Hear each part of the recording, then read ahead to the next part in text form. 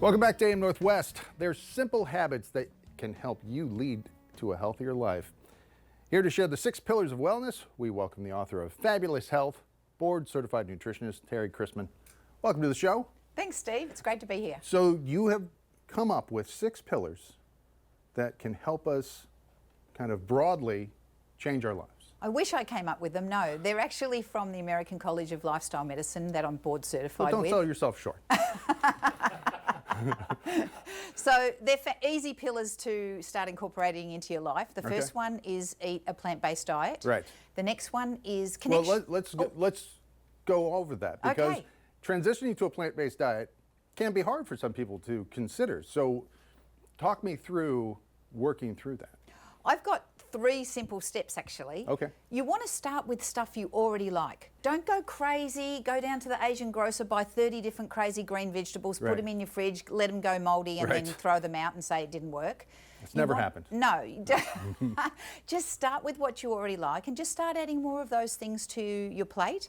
And what will happen is you'll start to crowd out the unhealthy foods that you're eating. So in my book, actually, I have a list of about 300 of them. You just have to highlight them and then go, okay, oh, I forgot that I really liked, beetroot, or I forgot that I really liked purple sweet potatoes, and then just start eating more of them. And the second thing that you can do is you can take your recipes, your family favourites, ones that are culturally significant to you and your family, and then just go through the list and pick out the ingredients that are unhealthy and swap them out for healthier plant-based options. And I have information in my book how to do that as well. And then the third thing you do is that's when you try new things. Don't go crazy and try new things instantly, because that will be overwhelming. And then what is that second pillar? Second pillar is connection to other people. Nurturing relationships is one of the most underrated parts of a healthy lifestyle. So get out there, meet people, join groups, have a lot of fun with people. And then stress reduction. Stress reduction, absolutely. A lot of stress is difficult to stay away from, but if you can see the stress coming and you can recognise it and you can deal with it before it becomes overwhelming, it helps reduce what we call chronic stress, that anxiety and overwhelm, and that can lead to things like heart attacks. So we want to nip the stress in the bud as it gets to us. What would you recommend for like work stress, life stress, family stress? How do you de-stress that stuff? The number one thing is to recognise it, then remove yourself from the situation if you can, politely if you're in a confrontation with somebody, and take a step back and deep breaths. It sounds really, really simple, but when you do deep breaths and slow down your heart rate, you can actually switch your nervous system from that fight or flight to the rest and digest nervous system, and it's really beneficial for you. And then avoiding risky substances. So risky substances is a broad term. So it is. What do you consider that? Here we're talking smoking, illicit drug use, and alcohol. And is there anything in moderation? Because people do love their wine, and people... Do you know what? I'm not here to tell anybody what to do. If you are eating the plant-based diet and you're reducing your stress and you're connecting to others and you're getting enough sleep and you're doing the exercise and you have a glass of wine, once every 2 weeks or something, I'm not the wine police, right? But there are studies to suggest that even moderate drinking can speed up brain shrinkage and damage as you get older. And when it comes to these pillars, before we get to the last 2, you can create levels of more intensity. So it doesn't have to be straight, intense, attacking each one. You can level it off. Yeah, look, the thing about lifestyle change is that if you go from, let's assume, an unhealthy lifestyle and try to flip it on its head, 100% healthy, there's a high chance that you'll fail and that you'll give up.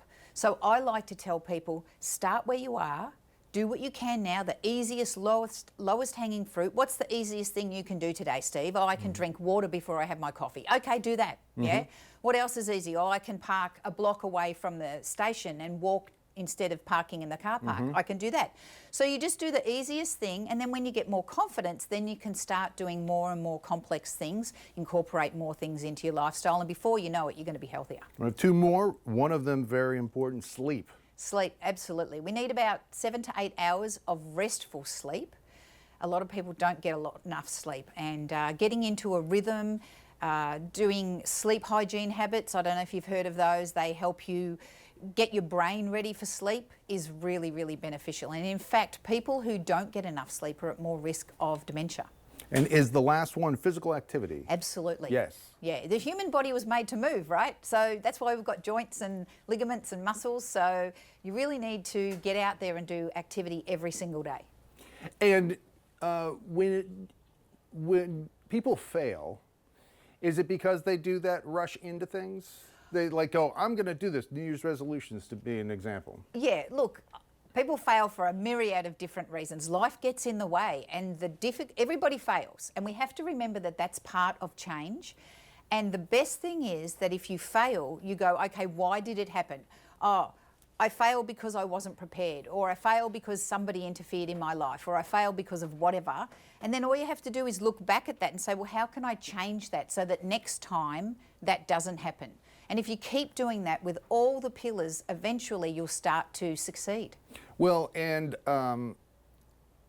it is a simple thing to do as long as you do it, I guess, in moderation as you ease yourself into it. Well, I think you have to put it as an important part in your life. If you don't think it's important, you're not going to do it. Yeah. So it depends. If you are a person who already has some kind of illness, some chronic condition, and maybe your doctor said, hey, we're going to have to put you on medication unless we start to do something, make some changes, then there's more impetus to make the change. Mm-hmm. But if you don't think there's a problem, there's less kind of urgency. Yeah. So. And you're speaking this weekend at VegFest. I am. I'm so excited to be here in Portland. It's at the Wingspan Conference and Event Centre in Hillsborough, which is not too far from Portland. Sure. It's about 25 minutes. I'm speaking 3 times, so I'm very excited about that. All right, so she's going to be at the Transform Your Health workshop at VegFest. It is Sunday from 3:30 to 6 p.m., Northwest VegFest at the Wingspan Event Center. We'll have more information on our website at k82.com. The book, again, is Fabulous Health. Thank you so much for joining us. Thanks, Steve. And we'll be right back with more AM Northwest. Stay right there.